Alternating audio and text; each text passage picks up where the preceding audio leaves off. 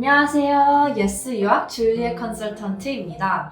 오늘은 제가 직접 방문한 Deerfield, 마사추세츠에 위치한 Bement School 캠퍼스 투어를 바탕으로 해서 학교에 대한 전반적인 인상과 주요 특징을 정리해 드리려고 합니다.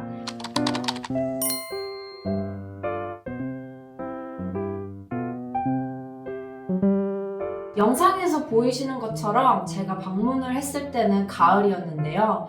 나무에 단풍이 깊게 물들어 있었고 캠퍼스로 향하는 길은 마치 동화책 속 장면 같았습니다. 서울에서는 쉽게 볼 수 없는 풍경이었어요.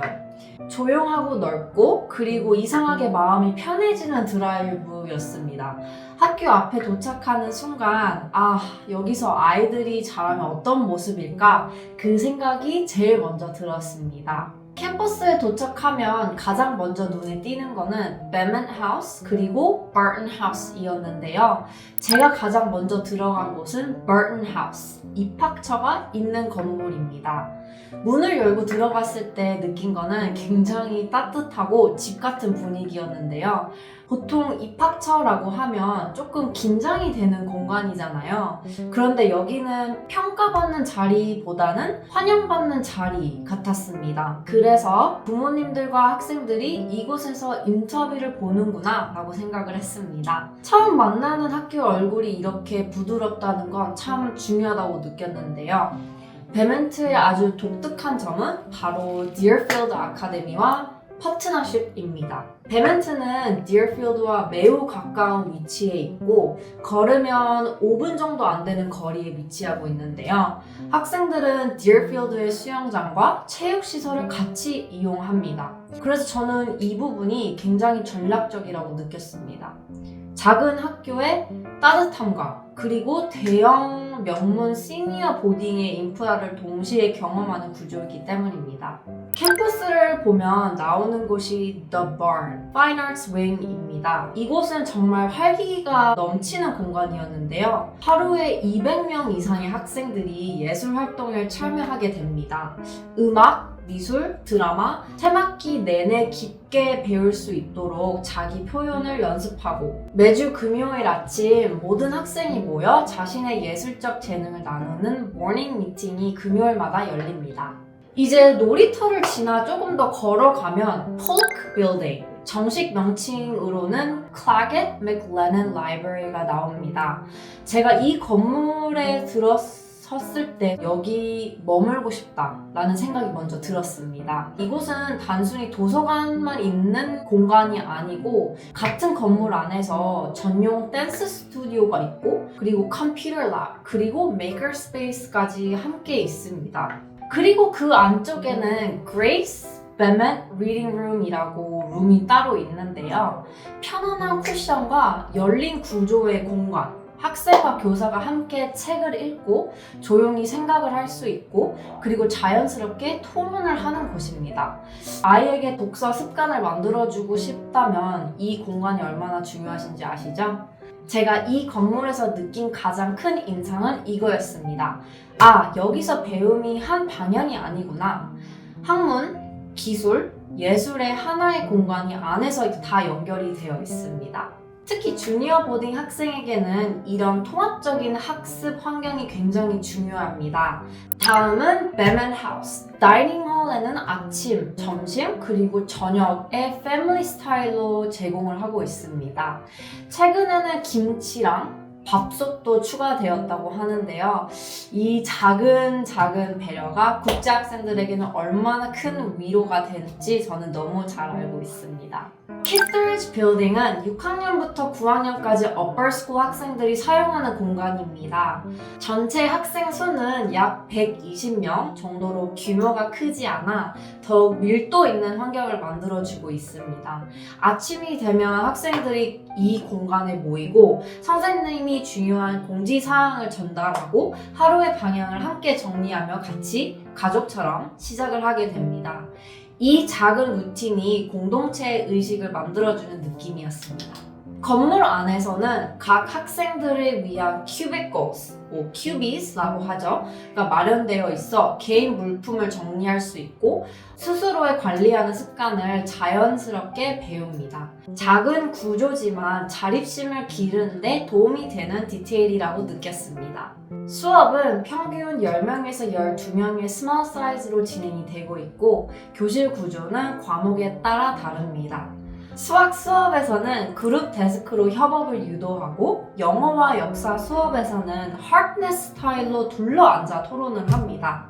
제가 교실을 둘러보며 느낀 것은 이곳은 아이를 조용히 앉아두는 교실이 아니라는 점이었습니다. 여기서는 질문을 하고 의견을 말하게 되고 다른 친구들의 생각을 경청하게 합니다. 공간 자체가 생각하는 구조로 설계가 되어 있는 것 같았어요. 이제 베멘 스쿨을 마치고 나오는 학생들은 세컨더리 스쿨로 진학을 할 때 학업적으로도 정서적으로도 밸런스가 잘 잡힌 준비가 되어 있는 아이들. 저는 이 건물이 그 전환점을 만들어주는 공간이라고 생각합니다. 기숙사는 메인 캠퍼스에서 5분 정도 떨어져 있는데요. 그 위치는 노스엔드이라고 부릅니다. 블라이덴버그 하우스에 들어갔을 때 느껴진 건 돌봄이라고 느꼈는데요. 8명에서 10명의 학생, 2명의 dorm parent. 많은 국제학생들에게는 처음 집을 떠나는 경험이죠. 그래서인지 공간은 최대한 아늑하고 집처럼 꾸며져 있습니다. 아침 6시 45분에 기상, 방 정리, 그리고 주말에는 청소 당번. 작은 습관이 이 책임감으로 연결되는 구조였습니다. 이제 연못가 트레일이 있는 파인힐, 자연 속에서 배우는 아웃도어 에듀케이션인데요. 그리고 넓은 플레잉 필드, 축구, 산책, 학교 행사. 제가 그 들판에 서 있었을 때 하늘이 정말 넓게 느껴졌습니다. 아이에게 필요한 건 경쟁만이 아니라 숨 쉴 공간이라는 생각이 들었습니다. 제가 느낀 베멘트는 작지만 단단한 공동체였습니다. 가까운 관계, 서로를 배려하는 문화, 그리고 스스로를 발견할 수 있는 교육. 베멘트 학생들을 떠올리면 이런 단어가 생각납니다. balance, confidence, 그리고 community. 주니어보딩을 고민하시고 계시다면 베멘트는 충분히 진지하게 고려해보실 곳이었습니다. 베멘트 스쿨에 왔고요. 인터뷰를 진행을 하겠습니다. 일단 킴 선생님. Thank you for being here. My name is Kim Laughlin. I am the assistant head of school and the director of admission at the Bement School, and I have been here for 18 years, both as someone who works here and also my daughter attended school here. Thank you. So every school has a different atmosphere. You can often feel it within 5 minutes of stepping in campus, and I definitely felt that here on Bement. If you had to capture your school's energy in 3 words, what would they be? And can you give me a snapshot of why? Sure. The first word that I always think of when I think about Bement is joyous. This is a place where students are excited to come to school every day. We're at the start of the school year, and the number of parents who told me that their kids talked about, can't wait for school to start, how many more days till school begins. It just captures that sort of excitement and energy to be back here on our campus, but it also just speaks to what the students look forward to each day, and I think that our teachers are make it engaging so that kids want to learn, and so I think that joyousness is something that I think of when I think of describing Bement. I also want to say busy. Our students are busy. They have a full day. Bement is not just about academics, but every student plays 3 sports, one each season. Every student is in a play every year. Every student does art. Every student is in the band or the orchestra or chorus, and we make time in our schedule and set that aside for students so students aren't torn between having to make a decision between, oh, I want to play soccer, but I also want to be in the play, which often happens in secondary school, but at this level, we want to open up doors for kids to be able to participate in a lot of different things. So they're busy. And I guess the third word there's a culture of kindness here at Bement, and I think how students and adults treat one another with respect and understanding and a bit of gentleness. It just, people speak to it all the time of like, your kids are so nice, the kids are so kind here. So I think that would be my third word. So joyousness, busy, and kindness. Thank you for sharing. We always tell families that finding the right school is about more than rankings or facilities. It's about the feeling and the fit for the students and the families. What is something about your school, whether it's a value, tradition, approach, or mindset, that genuinely sets it apart from other junior boarding schools? Yeah, that's a great question. And I appreciate the advice that you share with families of look beyond just one aspect of a school, right? At Bement, academics are really important, and students do have to work hard here at the school. And students do well going off to secondary school. But it's not just about that. And I think that when we talk to families and we bring students here onto our campus and we have a chance for them to get to know us a little bit better, they have a sense of community at our school. And every school does have a personality, I would say. And that's why it's really important for families to go when they can, make it possible to visit in person, because I think that they will walk onto the campuses and, not only sort of see beautiful things, but then also really get to meet the people and feel like, okay, as a family, we're making a huge decision and a large investment to send our child across many miles to study in the United States. That we want our child to be challenged academically. We want them to have opportunities. But I think most importantly, they want their children to be in an environment where they're seen and where they're heard and where they're loved. And I think at Bement, the community that we create here is a very special one. We're a small school. The junior boarding schools, when families look, we're 225 students. Half of those students are in the upper school, and we have a small boarding population of almost 50 students. 45 is sort of our ideal. We're a little bit over-enrolled this year with 49 students, but that's small by design, because at this age level with middle school students, we feel that it is really important for 12, 13, 14-year-olds to provide some structure and support for them as they're gaining that independence. So when they get to secondary school, they soar. They are really ready. But we feel we do that best by helping the students grow and flourish with a little support. We get to know them so well. And that is based on our community here. Yes. So every school has a mission statement, but how that mission actually shows up in daily life is what really matters. Could you share how your school's core values or mission are lived out by students and teachers on a normal day at Bement School? Yeah. So as you walked around campus, you may have seen our core values, and they are listed in a variety of places. You'll see them in every building, on walls in the classroom. You'll see them on banners outside campus, on light poles. And we take not only our mission, but our core values very seriously, and really base all of our decisions on those core values, right? One of our core values is respect. It is how we treat one another, taking time to understand one another, asking questions, being curious. We talk about integrity, another one of our core values with our students. And integrity, how we define that is doing the right thing when nobody's watching. Right? I'll give you an example. We have Pine Hill, our outdoor education center, and there's a time where different classes and grade levels will go up to Pine Hill, and students have usually an activity that they'll do and time for reflection, but sometimes they have time to sort of wander the trails and sit on a log or rock and sort of just be for a few moments. But they're sometimes on their own doing that. And I think that we even talk about, like, how do we treat nature? culture, and how do we leave it in a respectful way, in a way that is like, do the right thing, not fool around in a way that's unsafe to yourself or others. And so we integrate our values in the classroom, how the social emotional learning that we work on with our students, and how we treat one another, how we handle if there's a discipline situation. It's based on our core values at the school. Thank you.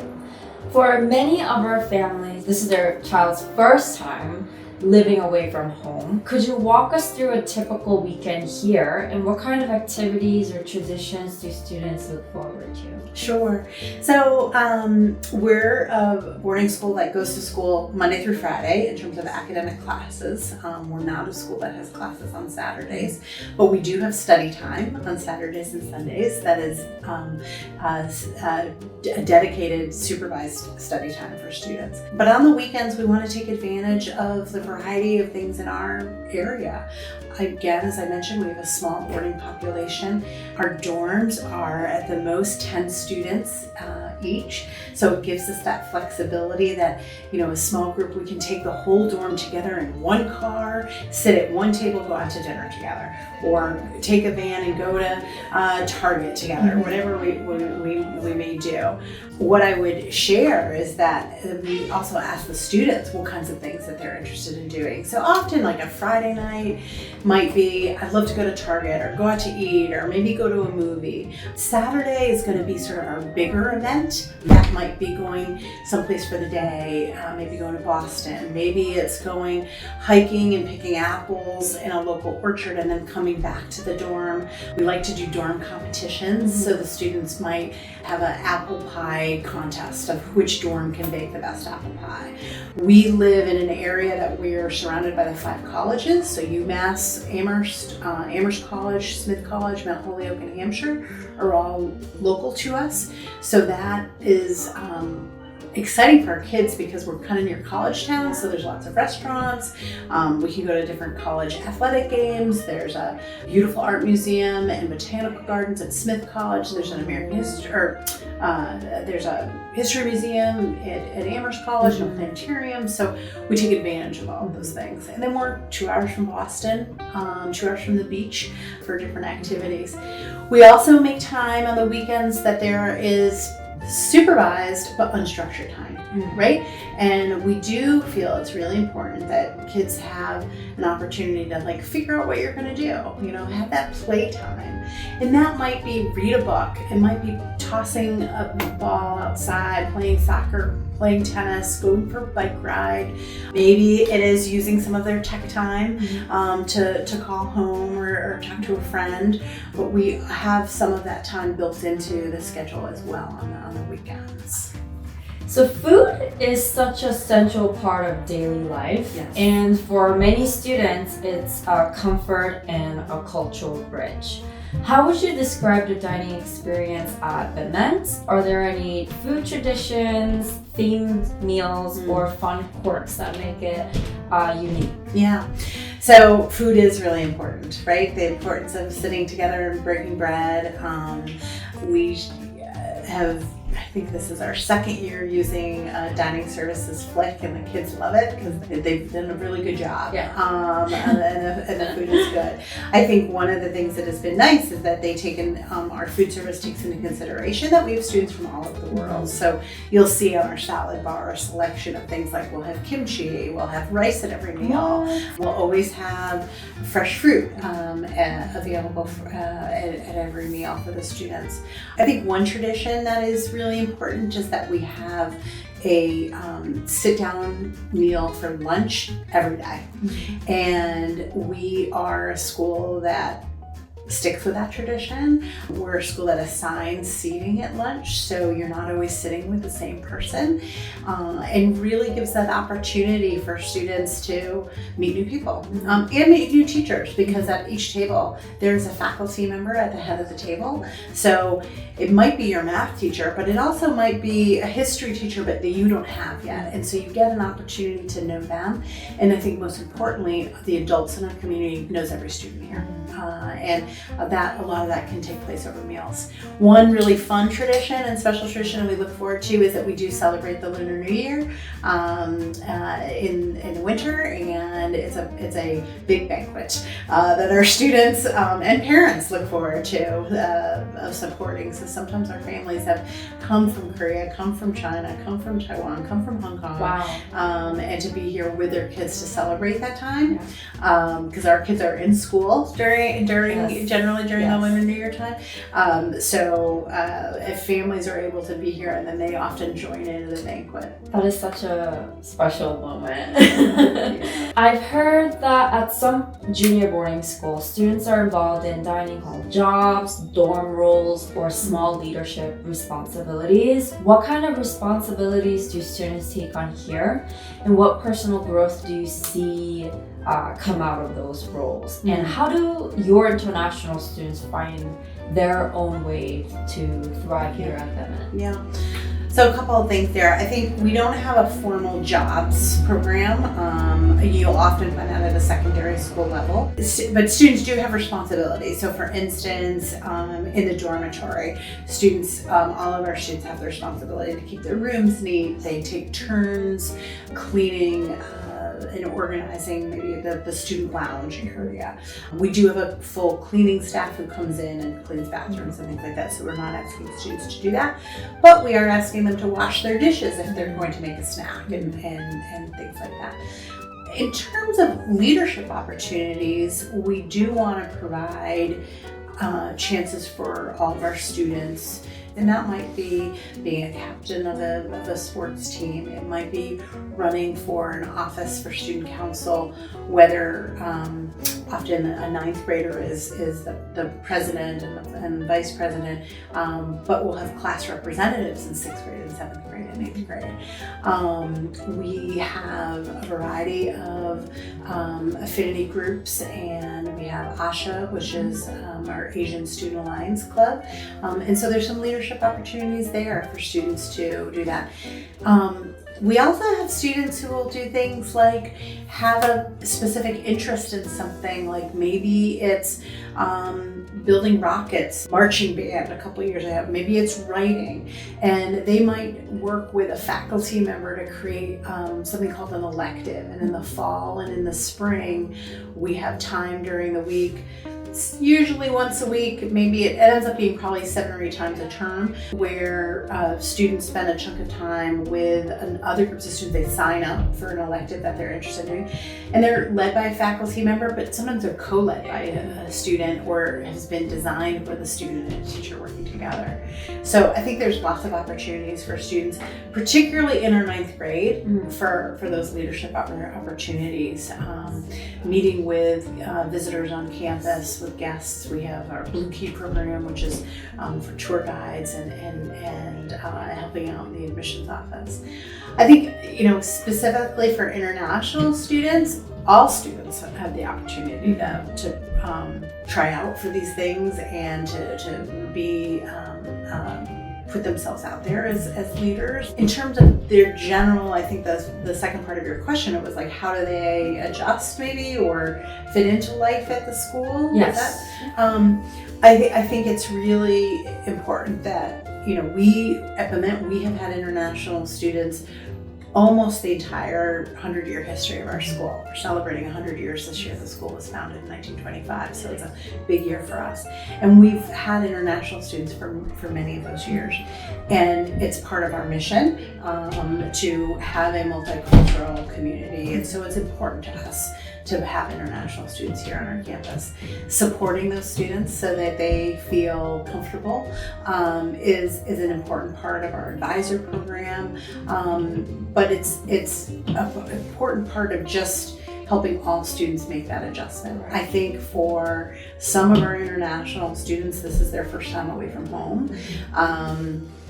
And that can be hard. Yes. And I'm going to go back to our core values again. A third of our core value is resilience. And it can be a little bit challenging at first, but our students help out the other students. Our faculty reach out to the students to help them adapt and not get over missing home, because you're always going to miss home. It would be strange if you didn't miss home, and we tell students that. But we also help them to see that all of the wonderful opportunities and things to keep them busy here, keep them a little distracted in those moments when they are missing home more than others, and to talk to people and about their feelings. So You've probably met so many different kinds of students: shy, bold, academically driven, athletes. But is there a common thread among the ones who truly thrive here at Bement? Is there like a common thread? Students who choose Bement and who do well here at Bement are students who put themselves out there. And what I mean by that is that students who have an eagerness and a desire to learn, right? And that's learn anything. That could be, a student who is already a beautiful musician, has played the cello for 5 years and such, but has maybe never played a sport before, a team sport, but is willing to and is excited about that opportunity, and might be a little nervous about playing field hockey for the first time, or playing squash or swimming for the first time. And that's okay, but there's a willingness to try, and a recognition of the fact that the community here at Bement is going to be supporting them. Yes. And to help them sort of take some of those risks and try some new activities. Yes. As I mentioned, students do have to work hard here. So yes, students, are generally good students when they come to us. Sometimes they're coming to us because maybe the school that they've been in is no longer the right fit for them, and they're looking for something more. They're looking for more challenge. Maybe they're looking for smaller class sizes because they really like discussion, and they're at a school and their classes are big and they just have a chance to hear lectures and they're not participating in class. Maybe they love science, but they don't have an opportunity to do science experiments as much, and they want to do more of that. That's what students are often looking for when they're coming to Bement, and being excited to participate and to try new things is really an important thing that we look for in our students. You've seen so many applications over the years. Some are polished, some are a little rough, Yep. but many are full of potential. Is there one piece of advice you would wish every applicant understood before starting the process, whether it's about interviews, essays, or mindset, now that the 2026 fall application is open for students? Yeah, be yourself. I think that's really important. We're also talking about 12, 13, 14-year-olds, and they're not finished. They're still growing. They're still developing, and all of their answers aren't going to be, there's not a perfect answer. I always tell students when we first start to talk in an interview, I said there's no right or wrong answers, and that's really true. We just want them to be themselves and to be comfortable, and so that they can reveal themselves in an interview. So we always say, don't feel like you have to prepare your answers. Just be prepared to be ready to talk about yourself. And there's no trick questions. We're going to ask about, tell me about school. What do you like at school? Tell me about the activities that you like to do. Tell me about your family. Tell me about your friends. What do you like to do for fun, right? So they have all the answers already. And so that's where we say always, like, be yourself. The other piece of advice I like to share with parents that their children who are applying to Bement specifically. We went to test optional during COVID. And every year since then, we've sort of reviewed our applicant pool, the students who have chosen to come to Bement and enrolled here, and asked ourselves, are we missing any information? Did we not learn something about any of our students in the application process? And we felt there was one area that was a gap, and that was specifically math. And because schools teach math differently across the world, what one seventh grader is learning is not the same as another seventh grader as another seventh grader. So we have decided to require the SSAT again for students. So I put that out there for families to know that. And then the first thing is they go, oh no, I don't have time to prepare. We don't want you to take a class. We don't want you to have your child spend hours memorizing vocabulary words. We're requiring the SSAT for two reasons. One, we want to see a student's ungraded writing that they have to do for the writing prompt. And the second is to look at their quantitative score, because that's going to really show sort of actually how far they're getting in math.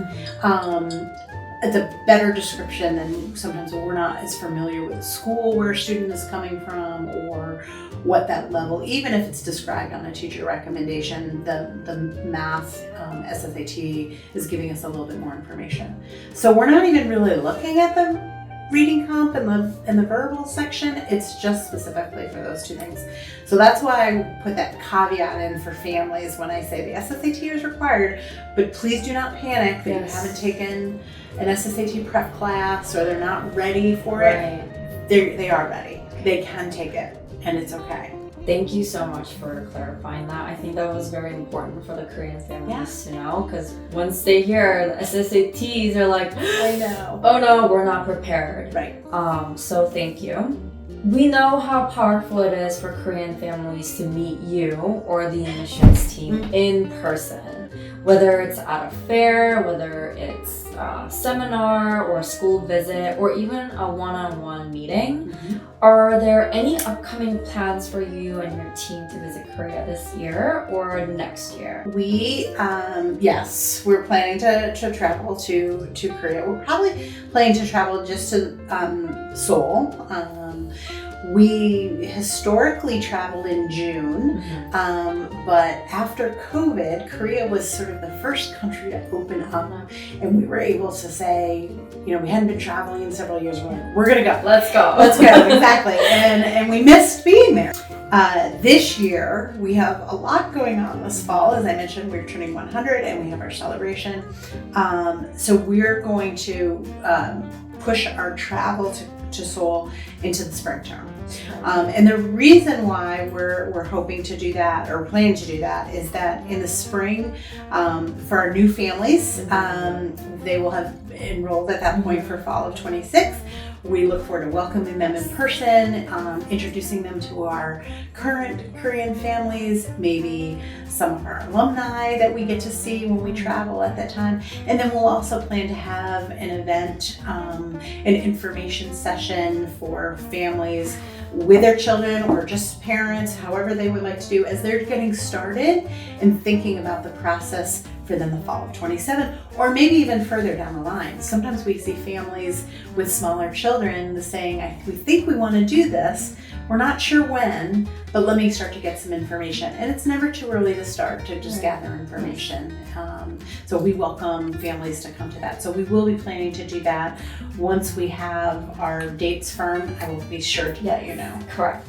Thank you. You've seen many students walk through your doors over the years, each with their own journey and transformation, which you've probably seen.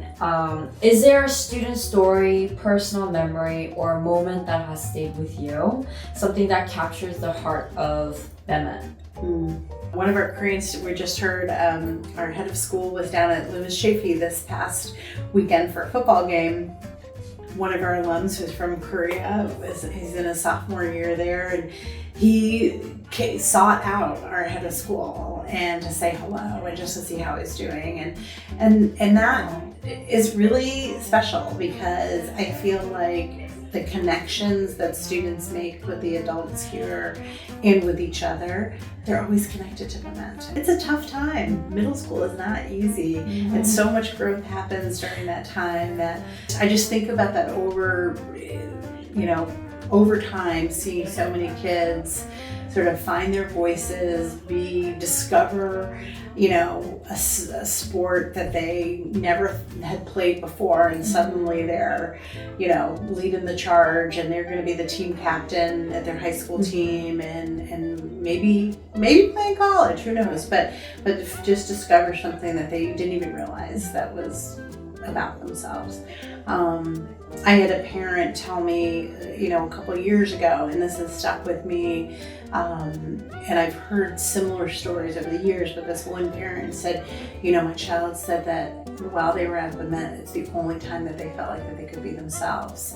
And I think that that's what we strive, right? For students to feel safe and comfortable and supported, that they can be themselves and live, you know, in an environment where we're supporting students. We have high expectations for our students, but also providing a support for them too to reach those expectations, and to give them a little push when they need that, you know, to sort of say like, I know you can do better than that, or reassurance of like, it's okay, you did well on this, and you know, it's okay that if it maybe not as perfect as you thought it was, it's all right. So I think that that's the kind of environment at Bement that allows kids to be themselves and to grow. And they leave here and they just, I think I said, hit the ground running at secondary school. Yes. And thrive. And, you know, we have students who go all over. You know, we're located in Deerfield, Massachusetts.